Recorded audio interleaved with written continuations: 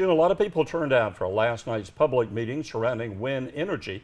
Many also expected to be in attendance tonight in Brunswick County to share their feelings about that idea. But there's another concern brewing about how our coastal waters could be used in the near future. Carolina in the Morning's Caitlin Stansel joining us live right now with more. Caitlin.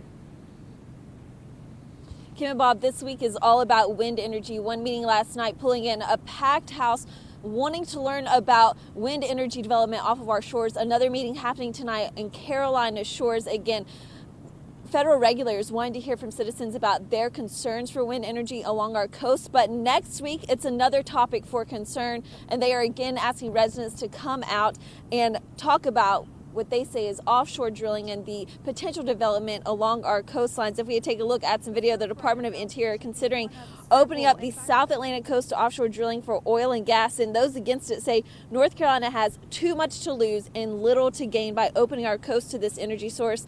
The Bureau of Ocean Energy Management going to be back in our area next week to hear from citizens about their concerns with offshore drilling. One of those groups set to be there to sound off is Cape Fear chapter of the Surfrider Foundation. I have Lindsay Degnan here with me. She's joining me this morning to talk about those concerns and the possibility that we could see for offshore drilling along our coastlines. That's correct.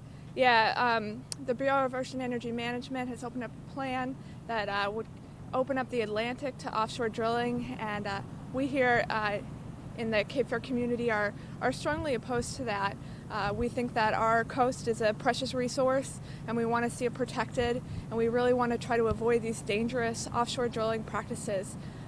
We see it as a small gain for a really big risk to our community. In addition to that, it's not a renewable resource. It's just a short-term gain that we would get with potentially very devastating environmental impacts. So unlike wind energy, which does have these renewable options, offshore drilling, again, has an ultimate end date where it's going to run out. That's correct. It's only available, for just a short amount of time, and then we'd still be left trying to figure out what to do next. And there's a meeting happening next week, and as the Surfrider Foundation, what do you want to see residents do? That's correct. So next Tuesday, the 17th, the Bureau of Ocean Energy Management is having a public workshop at the Blockade Runner between 3 and 7 p.m. So we are encouraging everybody to come out and give your comments to BOEM. We'll be there with many other environmental organizations throughout the state. They're coming in. We'll have information about the offshore drilling that's happening, and we'll have ways for you to provide your comments to the Bureau of Ocean Energy Management, as well as get your question answered. So that's from 3 to 7 p.m., and you can feel free to come anytime during those hours.